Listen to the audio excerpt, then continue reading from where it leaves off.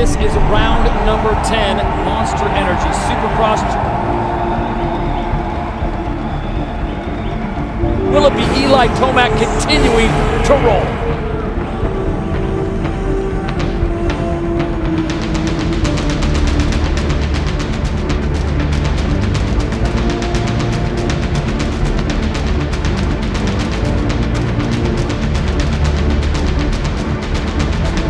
We are set to go.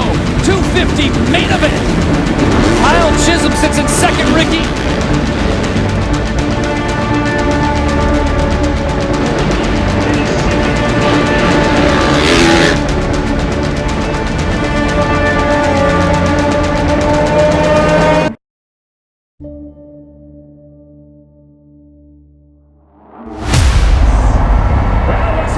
The main event, 450, is set.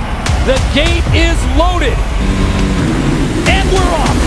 And here comes the three of Eli Tomac. This is a battle with Eli Tomac. He goes inside to the outside. He is hounding Jason Anderson.